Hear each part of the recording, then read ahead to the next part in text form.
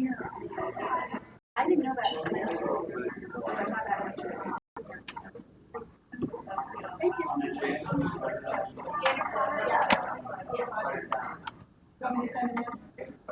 I'm gonna get him to check. Okay, let me find that. Okay.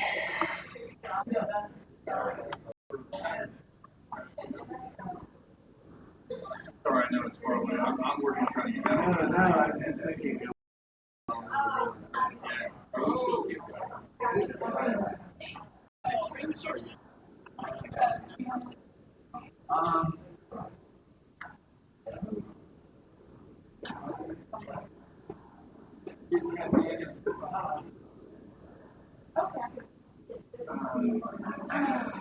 I just want to check to see if we're still good to go.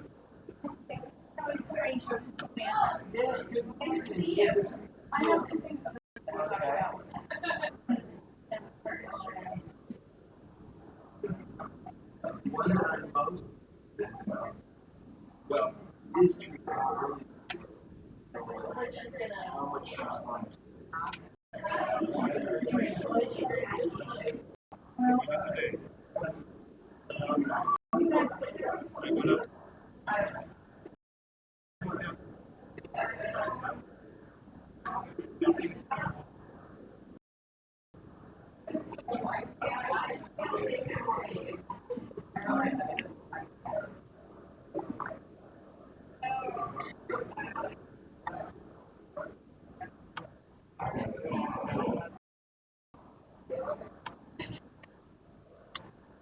Can you email Mark Chambers' presentation? Do you need to- happen to have a USB drive? I do You don't? not. Wait. Can you email it to Dwayne Jones? Do I? No, I don't. Okay. Uh. Okay. All right. I'll improvise.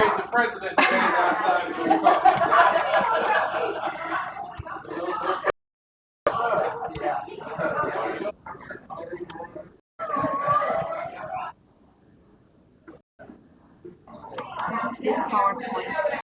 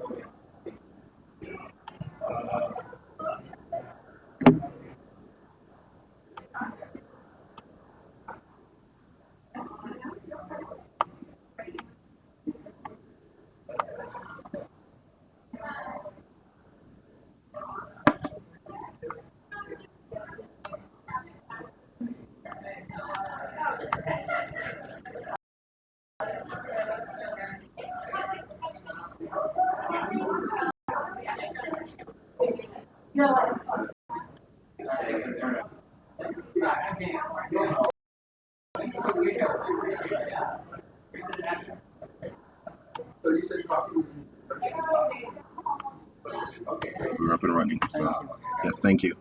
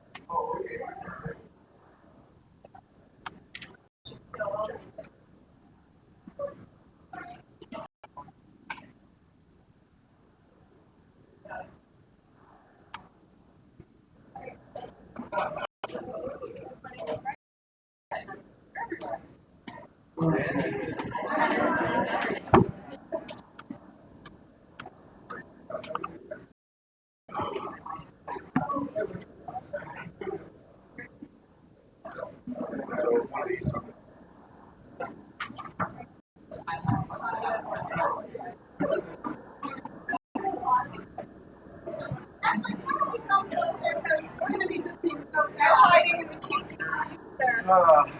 Guys, for the first panel, you guys can stay out here. Hey.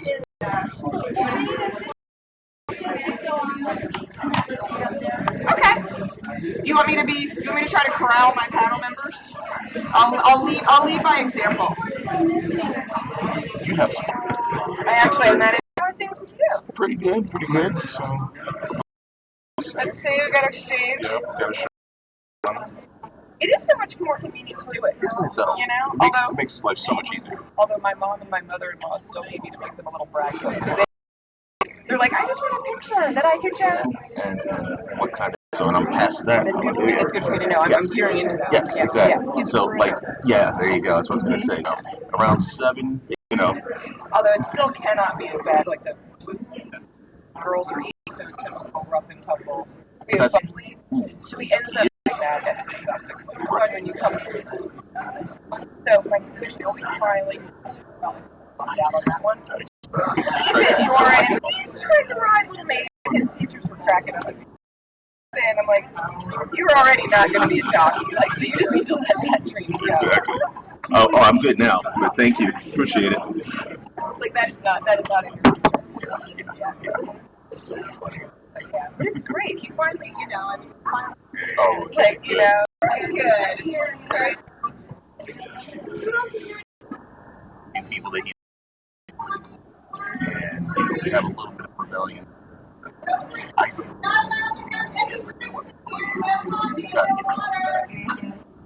all that. Yeah. I actually, there's a planning call where George is not going to go this time. Someone who might be Callie or might be somebody else who I thought was my friend says, what about Marie? That's how they She get can you. do this, and then they Yes. can get me. Then I get on a call, and it's like, oh, okay, this is seeming somewhat functional. And then the next thing you know, I see, oh, coffee will be served. That's great. What is this? Yes, we have the capability. 10 days. Oh, figure that out. Alrighty. Good morning, everyone. Welcome to the District of Columbia University. I'm incredibly happy and proud that our university is providing leadership this morning in the Department of the Environment on this very important day, Earth Day, which is, I know the theme is that every day is Earth Day, but this is the day that has been internationally designated that today, the 22nd, is Earth Day. And I am very pleased to see everyone here, but from the very beginning on exactly what the we go down here today and what plans for Earth Day. Mayor Bowser said, I want to do a program, a summit on waste.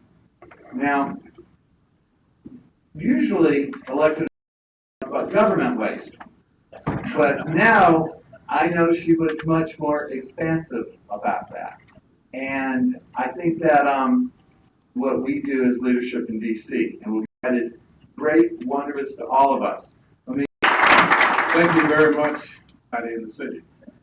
That's wonderful. We don't have any ushers with you who, as it was said, and the young lady. I want to take time to introduce one of our trustees, Mr. Jim Dyke is here. Jim, would you raise your hand? And then my role is simply to welcome you to our university, but you can enjoy your day. Thank you, President Lyons, and again for your important stewardship of this important institution for our city. Next, I want to invite up someone who has really challenged, who is a terrific partner with the government, and again, someone who is really pushing into the future in a way that you want our public university to do so. And to say that friends and organizations have one, that we are more, Muriel, who's a friend. Dr. Wells for this kind introduction. Welcome to the University of the District of Columbia, and especially to its College of Agriculture, Urban Sustainability and Environmental Sciences that I have the privilege of leading. I'm also at university. working closely with the community. Now, why are urban food hubs important? This theme that the mayor has so asked. Food production. Yes, you can considerable amounts of food in urban, and we can teach you how. And we're conducting research on how that can be done. Food preparation. We actually have 8 food deserts, 8 cents. So we really have to pay attention to how we get food out, how we improve nutritional value of the food we have in our underserved communities where there are no grocery stores, no fresh produce. So food distribution, the third component of the food hubs. And that means farmers, food trucks, not the kind you see on 14th and K, but the kinds that bring fresh produce to underserved. And last but not least, closing the loop to waste management and recycling. Now that certainly means composting because some of us are on biodigestive systems. Anybody know what that is? So compost is you turn the waste, especially the food waste, back into soil. Anaerobic digestion means you turn that food waste into energy. And we actually had a 2-day workshop on how to do that in your own backyard. Now, how cool is that? So thank you for allowing me of these initiatives with you this morning, and we have much more capacity, Director Wells, at the farm to collaborate with your colleagues from other district agencies, particularly on this important, keep all 4 of those components in view. Thank you very much, and I wish you a great day Thursday. Thank you.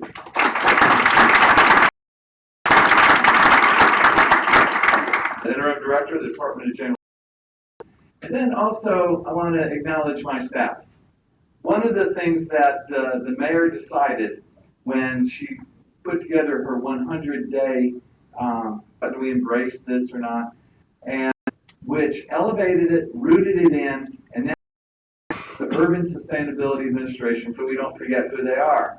But that was one of the first things the mayor wanted done in 100 days. We did that, and then the staff at the department, along with the Administration for Sustainability, worked hard to put together, and you'll get to one of the fastest growing restaurants. And there's a lot of different community, as what Dean O'Hara talked about, this loop, and many of you understand that better than I do.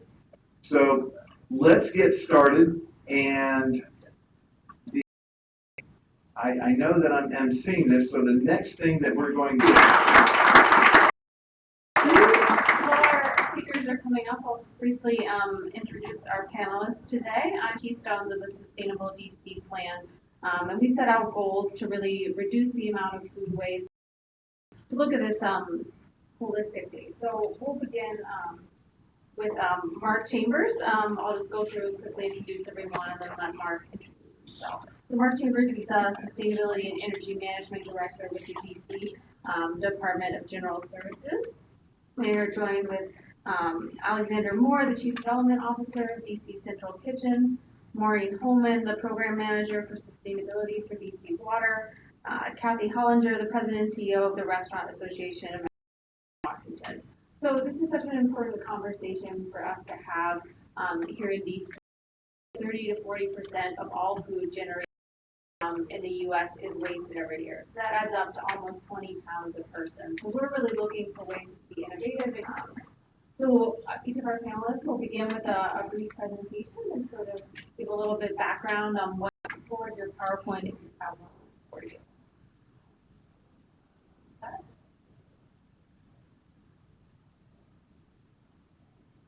Everybody. Morning. Morning. My name is Mark Chambers. I direct the Sustainability and Energy Management. In essence, Federal Services DGI occupies, whether that is municipal buildings, schools, parks and recreation facilities, metropolitan fire, emergency services, anything that would allow for you to get services.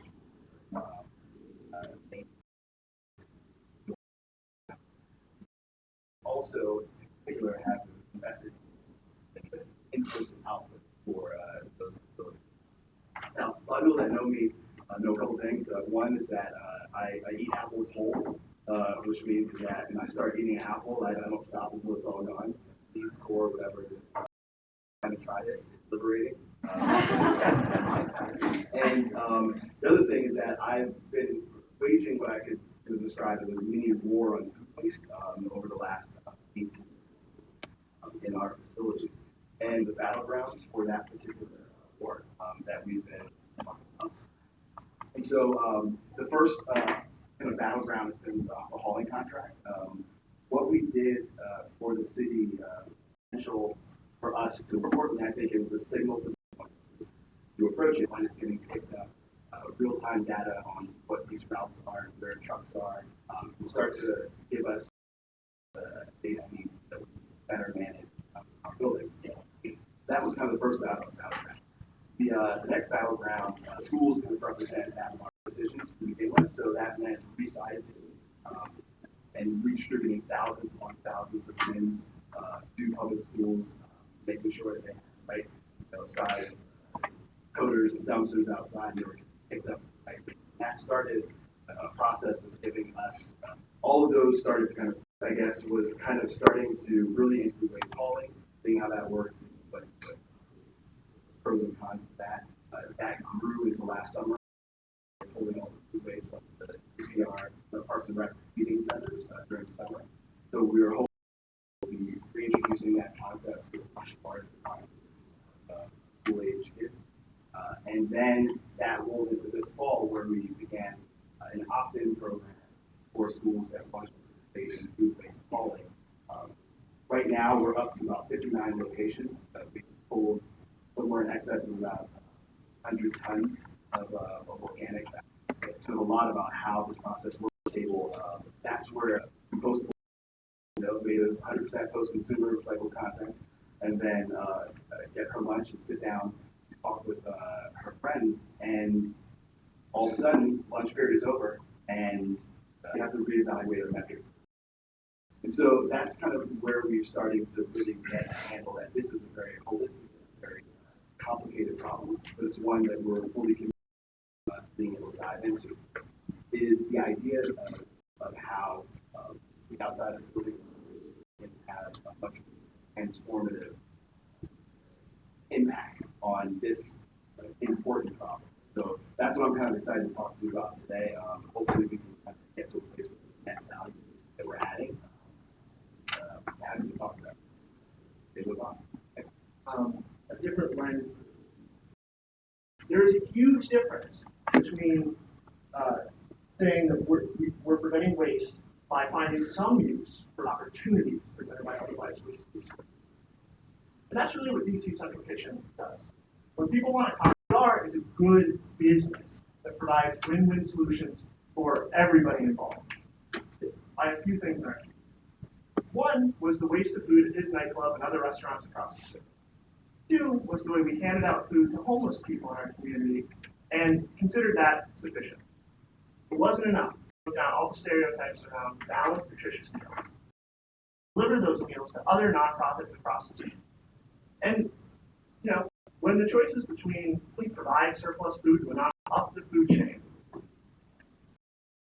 So that's why today we're recovering 800,000 pounds of leftover food every single year. But only 10% of it's from restaurants and retailers. The bulk of it's from wholesalers and farms and family farms. Never makes it up. We're providing a new market to farmers based on their geometrically and aesthetically challenged produce items. And we're recovering for sale rather than 7 days. Is the fact that every meal is an important part of what we do. Only USDA recognized food now. Partially because we are recovering that much surplus. But also because we're bringing locally sourced fresh stuff to DC's food desert. This is why we deliver nutritious, and that's about maximizing.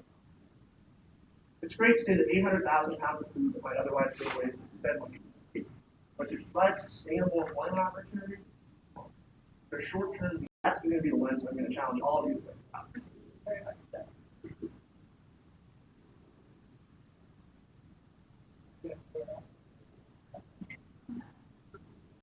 Water. Unfortunately, we're not familiar. Going out to Dallas Airport for about 2 million. We consider ourselves an original recycler. So when we collect them, familiar with National Harbor, we're located down by there. And that's where we process and treat the water and return it back to the Potomac actually in a cleaner state than we took it in the first place. As part of this process, what DC Water has been doing over the past 10 years, investigating anaerobic digestion and different technologies that can convert that waste stream that we have flowing through us hundreds of gallons per day, constantly with farming and the training on. I have a couple of slides that go into great technical detail, anaerobic digestion. But what we are basically doing, from some of the different contaminants, whether that be plastic bags or bottles and things like that, it goes through a few different filters. It goes into what is now going to be our new thermal hydrolysis and anaerobic digesters. We ended up at the second, when it our system was producing 13 megawatts of clean, green energy from the enriched water that you all send to us every single day. 3 megawatts of that power is going to go to and then 10 megawatts of that power is going to go to our energy needs at Blue Flame. Unfortunately, our electricity needs are so high that we're not yet at the point of dealing with selling back yet as much value from it as possible. Previously, before we did this project, before we had digesters, our enriched wastewater would go through our three systems and we would end up with about 1,600 tons. That's 1,600 tons, or about 60 trucks of biosolids that were Class C fertilizer that we hauled off every single day and hauled at various agricultural locations in Virginia where you can land apply these Class C fertilizer. This is an enormous cost to DC Water and to our ratepayers for the district. It also is a huge environmental burden in terms of hauling, truck traffic, and things like that we're trying to mitigate, as well as looking at ways to increase our energy production. So this technology that comes to us from Europe, when it'll be the largest plant in North America, will be at DC Water, is going to enable us to not just produce that energy, but the end product is a Class A wonderful fertilizer, and we've had some very, very good results with some of the little baby test farms that we have in KCCs and trying to do it right now in kind of an outlier. That we have built $450 to $500 million of ratepayer money have been built with such an eye towards expansion or increased capacity in mind. We didn't just build digesters that fit our needs and our flow today. We needed to size them for growth. And that also gives us the capability of production that can also go to the waste stream, which sort of fit the anaerobic digestion capacity that we already have at the plant.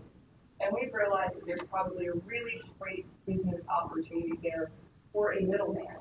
We need at DC Water a product that is somewhat of a slurry, we'll just call it, to have, a somewhat sort of volume of whether it be nutrients or other different things in there, because the digesters are a biological system.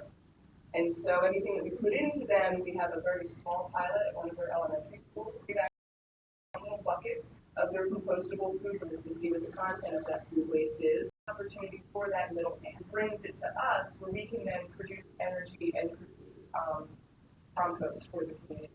And so we here at DC Water think it's a really wonderful opportunity to have space right now in our environment. So these are the conversations that we would like to have with the district, with Dr. O'Hara, and Water.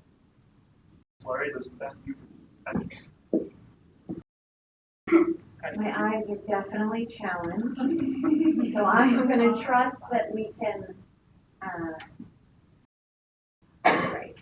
I think I can handle all of this. We are the official trade association for the food service industry across the region. We have about 950 members.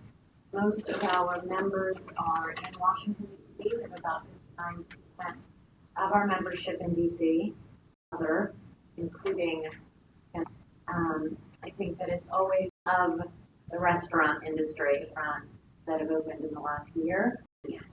90% are the independent small operator restaurants, DC grown or regionally grown.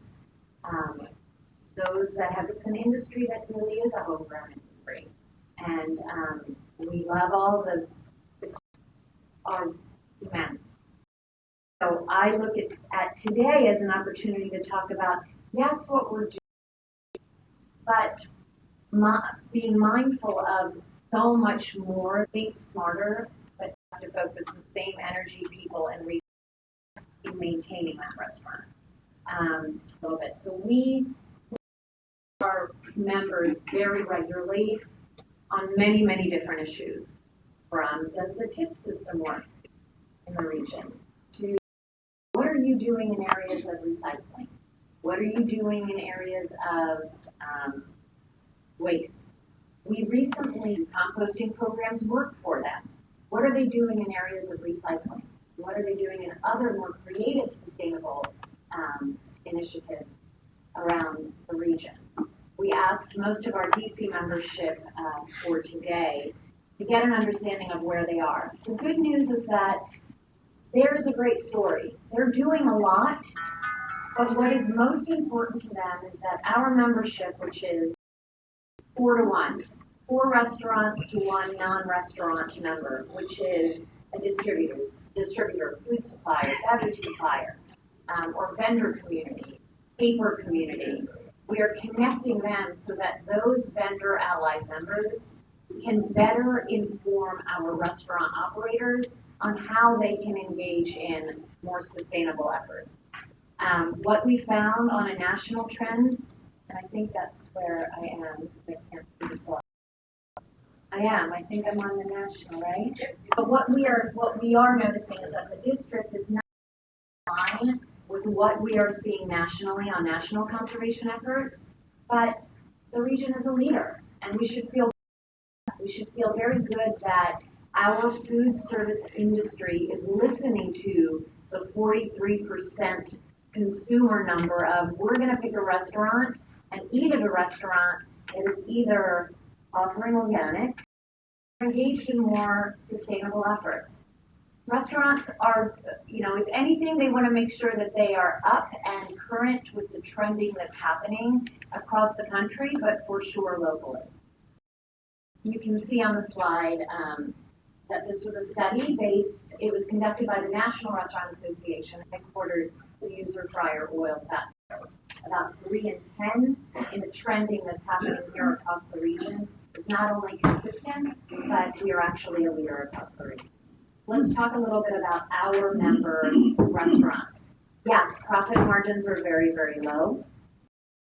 Water, they probably use 5 to 7 mindful of how they can be more cost efficient for sure, but of course very mindful with businesses that really have this as their primary goal. Is it REMW's primary goal to make sure that all of our restaurants are aligning with what the sustainability plan to the restaurant operator? So we do look forward to working with the excited to have Director Wells there. We are always looking to work with our partners, DC Central Kitchen and others, to find ways to make sure that are already underway are the smartest and also in line with what the overall goal is for the city. Thank you. And it's a microphone up here in front if you have some questions. So just to sort of set some context, what do you guys see as you think the biggest sort of opportunity from your perspective as far as helping us get city to getting there? Anyone? So I think itself that represents facilities. We're a heavily regulated, tremendous opportunity to our core mission, which is maintaining the water quality and trying to preserve it. So I would say that's I'll bite on 2 opportunities. One, let's talk about sometimes it happens. Let's find out what's right. That's how we find out what it is and drive a smart regional approach. Our food stream here in position DC, internal DC capacity, internally across district lines, and the multi. There's so many, I think, big taking and actually implement. Also connecting them with our vendor communities to help them buy more energy efficient equipment. I think that for our restaurants, we have to work with the city to figure out how vendor communities make sure that it's there. But Possible. use food, or we consistent waste audits. We know paradigm shift in how individual decision making is something that is very good of this very forward one-to-one relationship that we're dealing with for the better part of that situation, and get to a place where we are. This is Kind of challenges or individual businesses. Can we as individuals?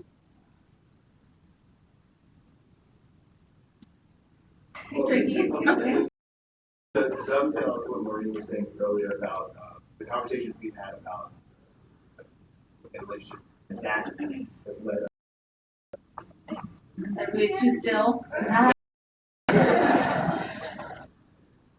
That's just, that led us to a place where we know that there needs to be some kind of middle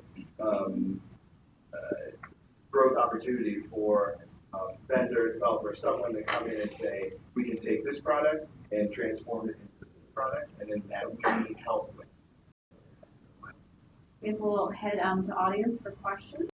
As your only public serving university, engagement, this is an excellent opportunity to support you. Recovering academic.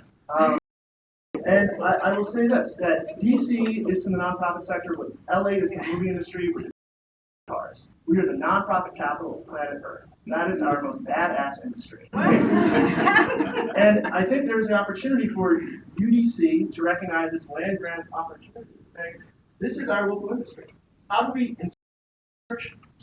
service learning and student projects around the needs of our nonprofit sector? Embed that. Incentivize, those are the tenure track positions that we want to reward. And incentivize class and curricular development that says service learning matters, and that's going to be important.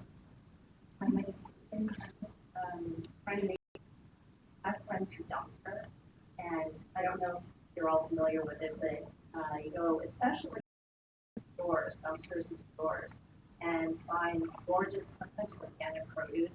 It's clean, it's been bagged, double bagged, and it's illegal. So these friends are breaking the law, but there's not make half of it food, composting my own waste because not that kind of waste, food waste, because I don't have it. I live in an apartment, and I've lived in an apartment like several years. I've always had difficulty. I've tried the anaerobic stuff. It doesn't really work. Me too. No, but I think that is the knowledge make it almost effortless for them. So I think we have time for one last question. Moving to the next section. I can go back into our locally, but also at a suburban composting, large scale people to see the value. So, larger scale.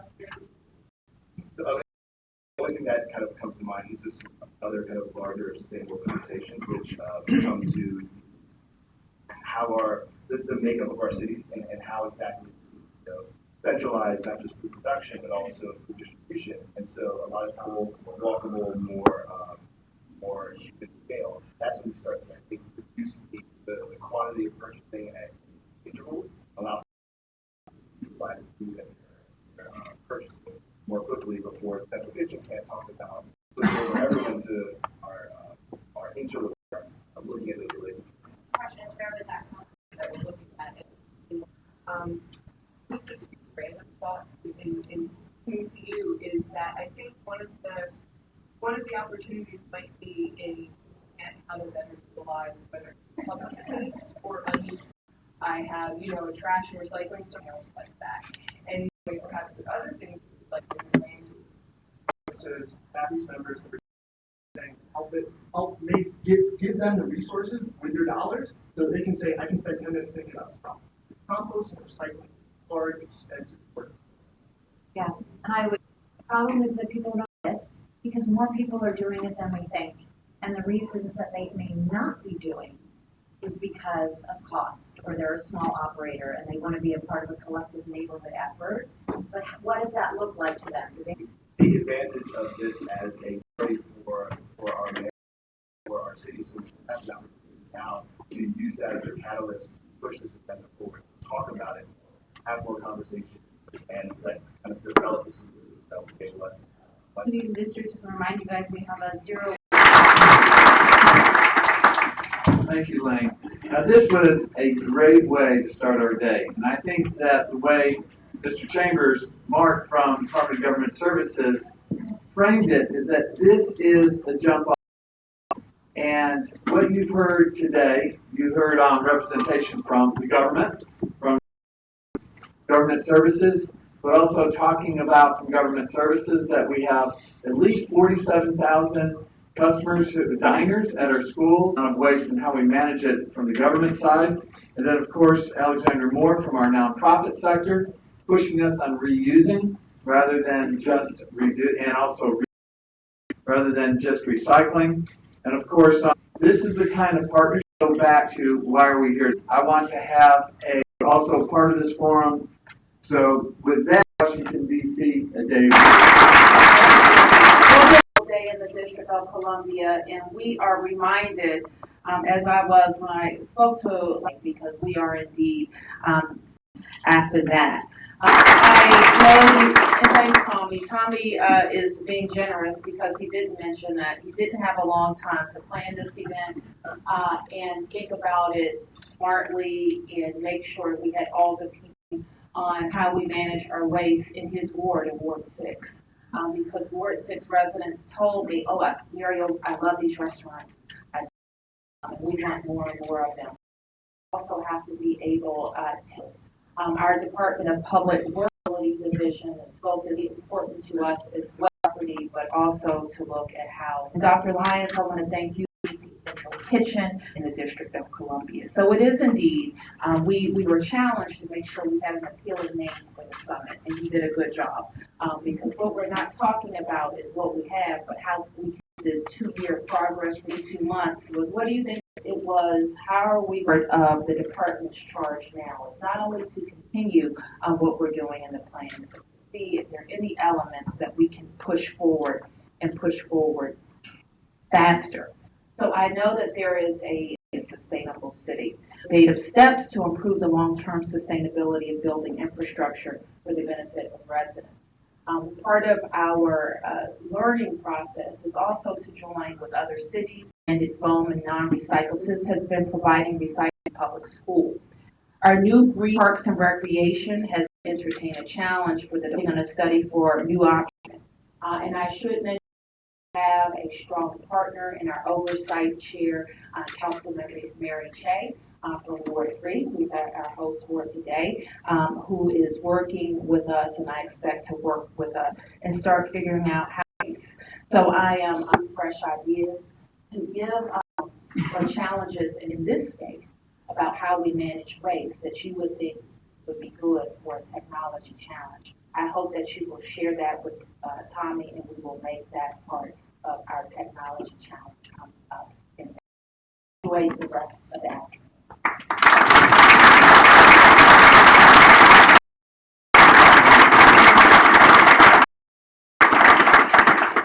Who knew that waste could be exciting? So we have a number of tables out there that represent different groups, different ideas, different initiatives. And we are going to have a short break, and we'll have a 15-minute break for you to see them, get a cup of coffee, and DC. Chart our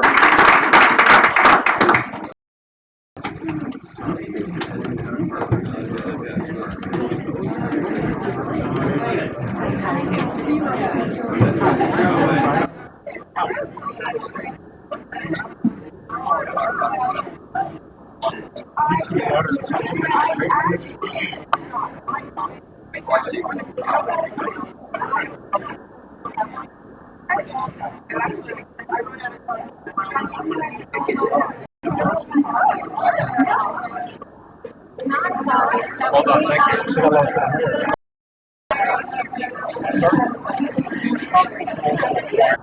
Yeah, I'll switch out to you guys. I just created an email list and then it goes out as much as first read you about energy, right? So yeah.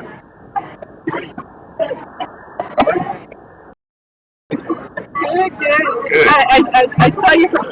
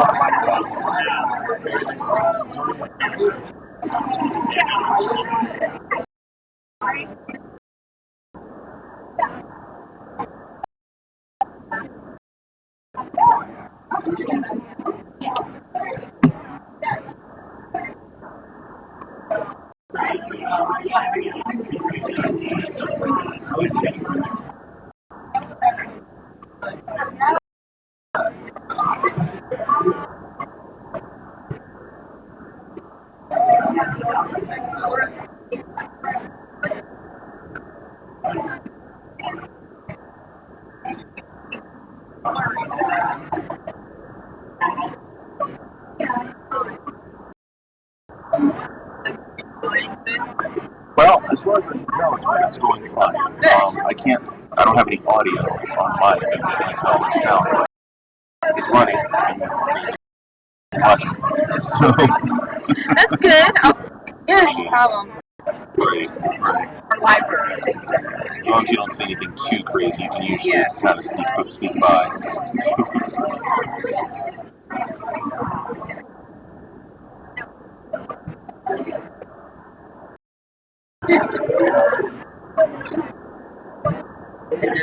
Do you know?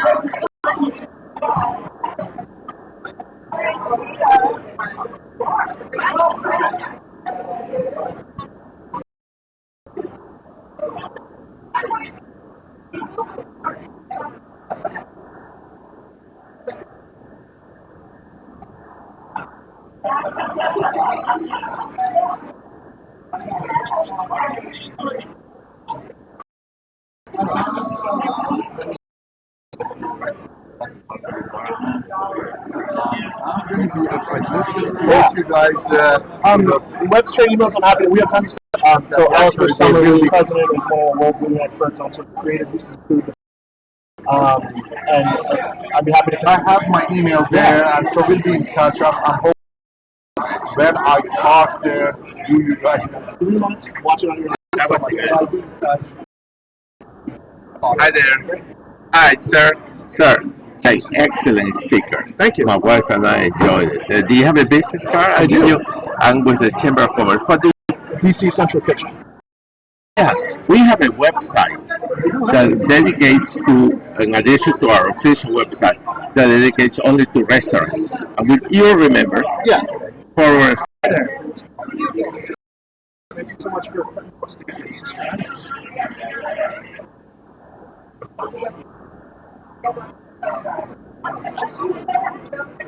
Have you been down to the kitchen?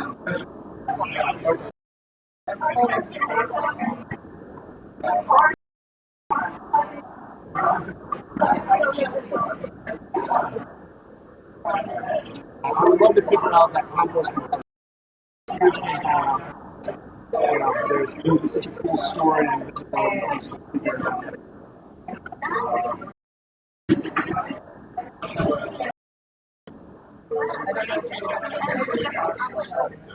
I had some Dwayne sort of through the planning process once I got to Sustainable DC.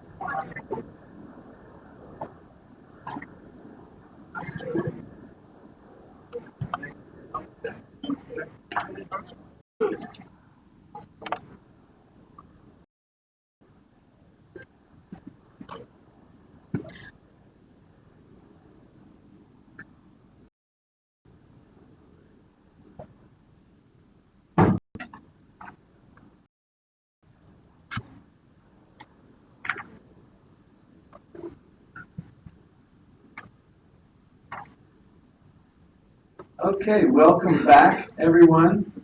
And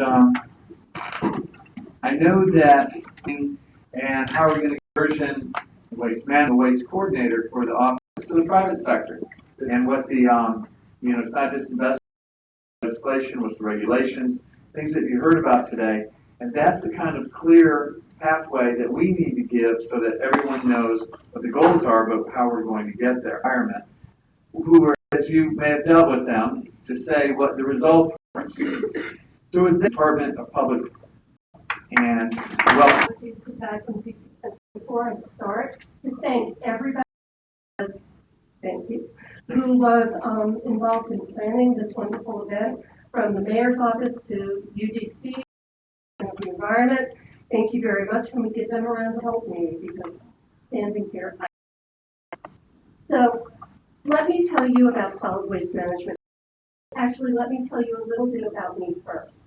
I spent more than almost half my life a lot. And the event here today really highlights how wonderful it is. More than just a handful of people thinking creatively about what the future looks like for waste management in town, and for with really creative ideas to help forge the path for the future. Okay, so where we are today, it is a system. The district generates approximately 900,000 tons of material each and every year. And we have no in-town disposal facilities. So we have no landfills. We have no MRFs. We have no waste to energy facilities. We are just about to get an anaerobic digester. That makes it a challenge. So we have the system split. DPW, which is whom I work for, we collect about 24% of the 900,000 tons. Our service population is 3 or fewer residential dwelling units. So that means if you live in a house, we pick it up. If you live in a door, we don't pick it up. That manage 76% of this material. Now think about that. 76% is a really big number. The district, DPW and the district spends more than $40 million annually and employs more than 325 people to to manage our 24% of the waste. Easily, you need to reset it. I'm not very easy. Okay, see, there you go. The private sector has to spend easily twice that amount. So the extra gives you a manage and collect. It really highlights that we have this huge opportunity with our private sector to make some significant inroads. The second chart that you see for 2013, 20 people in the room, I'm looking at this opportunity. We are recycling and composting. So you are doing it, and I don't expect for material to landfills. And absent, it's not enough to say that I make money by choosing the least cost disposal option. And in this case, in this market, the least cost disposal option is landfill. So I indicated for 2 jurisdictions outside of the district. Out in Maryland, when we about the future of waste management, we start thinking, okay, you need some guiding principles, you need some parameters, you need a framework. And so through Sustainable DC, Mayor Bowser has directed the district to develop intelligently manage our. We are looking to build at just what the disposal to figure out what our that is. Natural we choose to do with our waste is creating all these greenhouse gases. Well, that's not good, and that's not sustainable. So we come up with a really sustainable option, but it costs $1 million. Our friends and our, in order to come up, the balance of my day is plan around the concept that the sky is blue, the concept that the sky is blue, and walk away from years of thinking that the sky is purple. So if you go under the comments that talk to the notion that we need to produce less in the first place. We need to value areas, whether it's textiles, treasure, it's true. And we need to start putting together programs and making that concept understandable to the general public so they begin to embrace this and they begin to practice it. And the capital, the innovation that we can craft a solid waste. One of those is what comes to me. But what I think we should talk about is, okay, reduction message. I think the concept that, again, if we thank you, enjoy the rest of the really know. On camera. Yes, question. Hi, my name is Elizabeth DeHuke, and I'm just wondering, are there reasons why model, for example, again? The model system was legislated in the city charter very many moons ago. In the District of Columbia, this bifurcated system has its roots a lot longer than I've been around. I read there, and if you're interested, I can send this to you. The history of trash and waste management in Washington, D.C., like 1922. And even back then, there was cities that are considering going where it's up. Hi, Larry. Hi, I'm Larry Martin with Community Portland. So I was pretty excited when we passed the statute last year. Contingent, so like a slurry of food waste. I've always thought that just straight ahead composting seemed like a good option. And I know that Columbia has been thinking and working toward developing and at one point endorsed this. Some forward-looking ideas about how we could work together with the district, with the University of Columbia to develop a composting program that could conceivably take some food waste. We have been in conversations with the UDC as well as with DC Water about just that. It's UDC is in the process of developing their infrastructure, and what we would bring to them is critical mass. And so you want to be able to I think at the end of the day, Hi, Foundation. Viewpoint. I'm not necessarily the DP, are moving closer. I don't think there is a person in this room, no matter what side of the table you're that is not a proponent of source reduction and figuring out, in fact, to everyone, not just the out there recyclables. I want people to feel good about not having to fill up their trash bin or their recycling container because they have figured out a way not to do that. That's our challenge. That's the challenge of the department. Last question. And Phil here from UDC. Just as a follow-up to what Larry was speaking about, we did take the initiative based on the past conversations and actually cleared 9 acres at the farm. We've done a lot of work with the Maryland Department of the Environment to get permit for the compost facility. And yes, I mean, the most critical issue is the investment in the infrastructure. Our investment in the farm and see zero waste is still opportunity. We have the facility. You weren't anywhere close to that. Thank you so much. You're welcome. Maureen's coming too. All right. All right. Kylie, thank you very much. You've been on the point for all of us for quite a while, managing and thinking through the waste strategy. I think some of the questions that you've heard is, whether investment by UDC path to zero. I call composting on steroids. How we adapt hardest best folks about what's possible. One of those people is Chaz Miller, Director of Policy at National Waste and Recycling Association. Now, Chaz Miller has been involved in these issues on an international level for quite a long time. He's been able to see and learn and teach around the world on the issue of waste management, history around the DTZ. Now, I think that Allison when she was with Bernardo. Now, let me tell you why that's important. The reason that's important is that it becomes standard. And I think Allison and others that you see, they now have a position that's become standard that has to do with sustainability. And so the sustainability person for these different developments represent, right, international programs right here in DC. But we decided to go a little bit further out. And so we reached out to Seattle.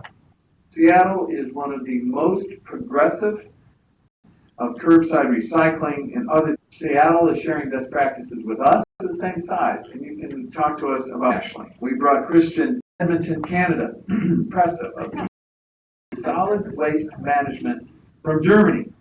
And so when the city of Edmonton looked for the best across the world, they found you.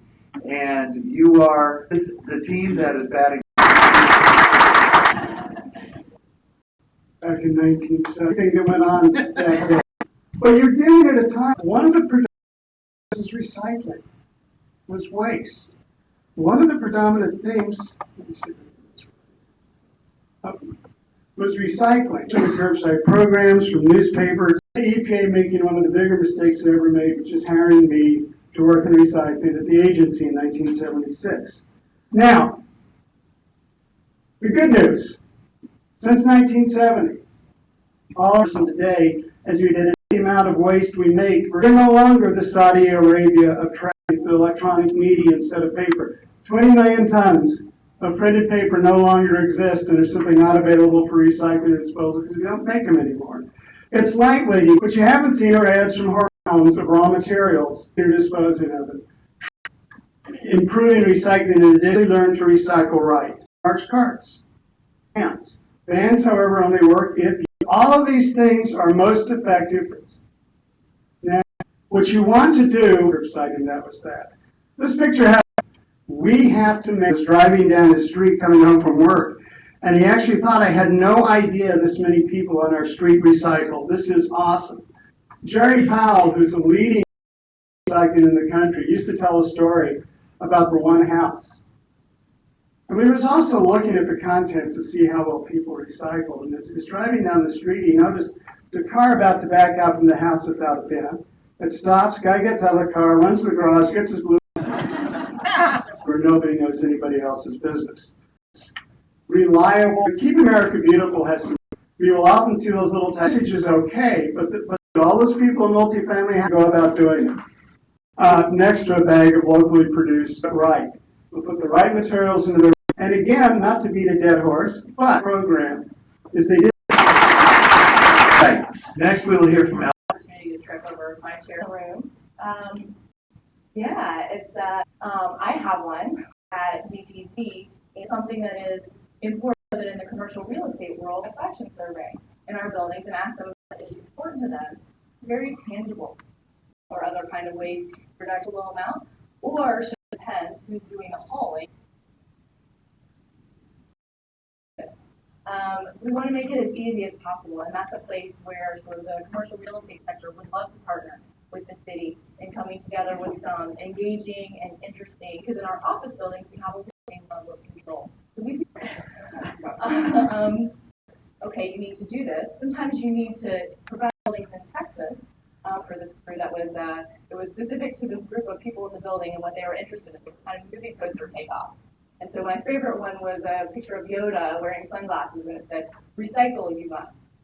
And so basically, if someone had a spark of enjoyment when they got it right, so we think there's a lot of opportunities there. And again, that's really important for those at Arlington and Montgomery County.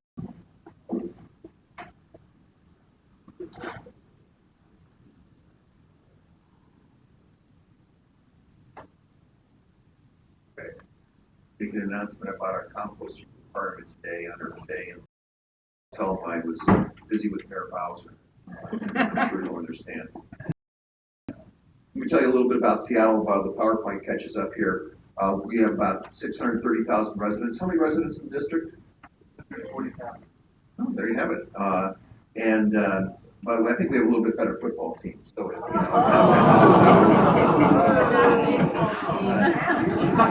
family accounts. We have about 5,500 multifamily accounts. Obviously, about 40% of the people in Seattle are in multifamily, which we define as 5 units and above. The residents and of garbage in the city. So, initial recycling, we basically like to see the stuff get recycled. See it? All right. So,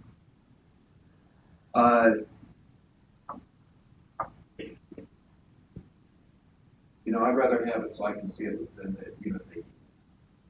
yeah. Okay. Perfect. Okay. So we do garbage, recycling, composting. We also have recycling and composting. So not too different than some jurisdictions, like 280. In other words, 2015 is our date for getting to our 60%. And we have a higher goal of 70% by homeowner. They can have we'll show you customers have that. For 4% have 64 gallons, 57% have a 1 gallon, a 32 gallon can, 27%, including you can have your yard waste and food waste in a 96 gallon can. About 2/3 of our customers do that. Have a 32 gallon can, and about 22% have a little 13 gallon can. So our 4 principles in Seattle. Second is to educate the customers and market the program, just like you market, toothpaste or whatever. Third is you give it an economic signal, so it's a pay-as-you-throw system. And finally, if necessary, require the recycling. So some points about managing recycling programs. One year might be date. We recycling rate. Again, we'll really watch for double counting. We've got a data warehouse for all our data. We've got very experienced economics. We have folks in our economics staff that have been working on solid waste since I've been working on it. So that's over 20 a year. And we do extensive. And for single family, that's every other week pickup for recyclables. We have a ban on the disposal of recyclables in the garbage. That's been there since 2005. We have weekly organics collection. That's yard on the disposal of food waste and compostable paper. So that has to go in the composting, cannot go in the garbage. And right now we're doing free reminder checks, and on July 1, for single family, give yourself $1 fee on your bill, talking to our customers. And we could talk about this at some point, but we rejected every other week garbage collection. Our deputy mayor said, when we did our pilot, she said, great, well-designed pilot. I sure don't want to do this citywide, So, that's what a pilot is supposed to do, and that council member did not follow. So all they like, that's why we have that now. For and pet, one of the biggest components left there. Commercial, there's also a ban on disposal of recyclables, yard waste, food waste, and compostable paper, so it applies to our friends at the Restaurant Association in Seattle.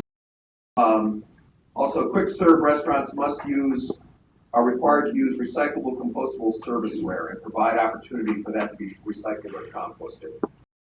In with our that in terms of time, we'll just skip over self-haul, which is a big problem. Requirement will hopefully deny cert on that, and we opt-out program. People live on all the other pages. And we found out that, lo and behold, commercial speech was the same as any type of free speech, and therefore we couldn't do that, so we lost on that. Whenever you do product stewardship or waste prevention, what's called soccer over here. Exactly. So nobody beats German.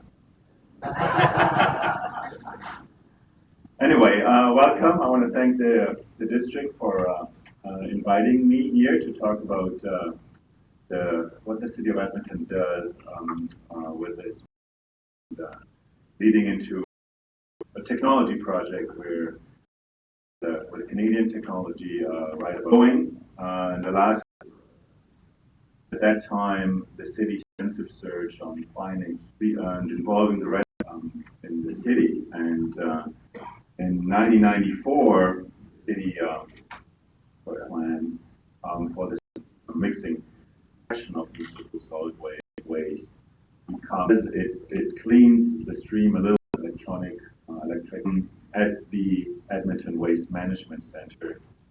It's used to be located, as many of us know, outside of the city, but as the city is growing, residents are encroaching, and this remains. At this site, we have, together with provincial energies, optimized technologies, also communications with our residents. And at that time, so we have a mixed, we have a two-stream system, the blue bag, and it'll go into our facility, which is based, and it's electricity. This facility is necessary as we getting to the capacity of our composting facility with growing. We're getting peaks in the summer, especially with waste diversion and recycling generated at the campus. And we thought about long not recycle right now. So producers steps involved in that is either the energy with a startup company which utilizes gas. It generates further. The technology was developed in Quebec. This company was founded. The overall plant, which you see in this picture, is now built, and it's owned and operated by. Their goal is to convert this like a chemical plant on our residential waste. And currently, we're reaching about 60% a year of operation. My presentation. You can see interest on staff to teach great volunteers about it. This is a big program. Residents are happy usually. Just some general thoughts about waste diversion. It takes effort, and the goal is zero time than reality. In the presentation, landfill has to be hauled to need political support policies. System which works with along the way when we're products. If I talk to values right now for doing. Thank you very much. Sorry, I wasn't.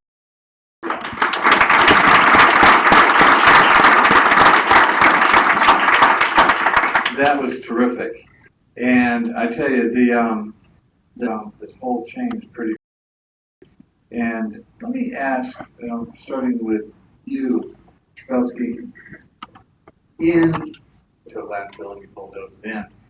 And there's been a whole economic model around that, of haulers and different things. And now we've economic models around recycling for the project you mentioned. We're all the commercial side for that. From Prince George's County. That has been an interesting part of my job, is that very quickly, Maryland and Virginia, that have worked very. All right, Carol Jones from the Environmental Law Institute. I have two quick questions. I'm interested in food waste. The focus, can you hear me? Yes. The focus has really been on residential pickup, I think, because the manage that process, but I'm wondering about thoughts in terms of public policies to incentivize on the commercial side, since the suggests that more food waste is coming from the commercial. Well, to incentivize in the commercial compostables, and it's about 2/3 or 3/4 of the same dumpster cost. Why bother? Because they're doing most of the thing. But years from now, you're going to have to separate. Pretty well covered the food grain. There's anything else. It's sort of a national channel part that wonder. A lot of that is just in commercial space. So this is a great opportunity for them to keep tenants in place. I can at least ask for About waste, and there's a whole separate clause because of that. Digestion economics and in CRA constraints on composting are going up, driving up that cost. So, and of course, in your situation might be a different story. But yeah, it's certainly not as economic as a lot of the CO2 equivalent in dollars per ton. From this perspective, that's also a revenue. Next. Hi, my name is Ethan Landis, and I have a design-build residential construction company here in the city. Generate a fair amount of waste. Very interested Rubicon Global Corporation. That is a very disruptive technology-based company. Do you think their technology? So I'll start by recusing myself, only because Rubicon is the sister company of DTZ. We're owned by the same people. I'm personally pretty impressed with what they're doing. People can read about the article in Wired magazine, but if people about it or want to share it, I don't know about it. I'm not sure how truly disruptive they are. Disruptive is very, very high.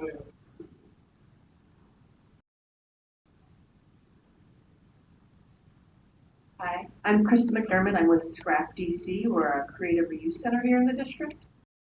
So we've heard a lot of great things about recycling and all of this and composting and ways of getting things out of landfill. Share with the district. I just wonder if you have repair In the case of environment by our own staff and volunteers, so it's very complicated within the city to bring their waste and cost to everybody who wants it. We do have all has an appreciable tonnage there, so it's not. And in one case, we're working with the local sort of recycling authority to basically pull things that were not really recyclable and to turn that into a design element of the new office. So, for example, in the Recology, they cut them into about 12 by 12. They have those beautiful graphics, very eye-catching kind of designs on them, but they have these skillets and binders in them that make them not really in terms of recycling. And so they basically put some rings in them as this big wall covering artwork. And, that's an upcycle. Right? They reduce the waste. I think that one of our biggest opportunities is getting our organics out of our waste. So I'm really curious to see the contrast between each bin and don't want like elimination bins perhaps. And just some comparison of how your two cities go about this and the value of the material and the extent to which you're getting a complete diversion from the waste bin would be really interesting. Yeah, it's very good thing to loss of these either straw separating organics, which I believe Seattle is equipment or obviously an issue in and work, but for Recycling as well as organics collection, we on a full basis. We know that bad. Okay, next. My name is Tariq Oduno, and I want to welcome each and every one of you on Wells, Allison, and Mr. Christian, and in particular the person of education, the young people in this country, what is being done on the pre-kindergarten level with families and the pre-ECE, that's early childhood. What is being some degree, how well, but give us some detailed things as you did. What about a society of youth as the 40s? And I also have my 19 ID from Western Washington State College in Bellingham, Washington, in my pocket at Earth Day. The positive thing I can say is that, especially for reaching out to traditionally underserved youth, are a great bridge. We have used them to got English, and all that, and they're a great bridge to back to homes where maybe English is the most spoken language. I have to be kind of a curmudgeon, though, basically, in that if we've looked at our program and we thought it's more like marketing. You don't say toothpaste companies say, gee, if we can only sell and market our program to the kids, then in 30 years they'll be buying our toothpaste. So I just tend to, will. You talked about the importance of community. Who are you most successful? I think it's extraordinarily important. We went on, the city went on this search, and they didn't communicate at all about it, right? And since then, we've learned so much. We're doing the fourth grade tour. Also, I have a bunch of them now, so I can. You're in the District of Columbia, so I can speak to that. I know that I have a question also. Many schools in the district are going towards either public or public charter, are either in the process of developing some sort of education program starting at pre-K through level. The whole panel. What is the feasibility of thermal depolymerization, just squeezing the tread over? Panel, thank you very much. I'm Jim Schulman with the Building Materials Reuse Association, and I believe reuse of building materials is important for DC. We know it's probably 20 to 40% of DC waste. But my question directed to Paul, and I'm aware that Seattle, if you could shine you, if any of the other panels, Seattle already has the waste stream, so maybe. Yeah, we've had second use, so they at different times, and also other companies like them have given them a spot at our transfer station, before the scale. And say, we'll take the show a great upsurge of participation on that, but it's gone smoothly anyway. The builders are saying okay, and of course it's a certain threshold size of buildings that have to do it, stuff like that. And we do have a requirement that mixed construction debris that's mixed for disposal. And mixed means it's got more than 10% garbage. So they pull off the back of that list. So drywall.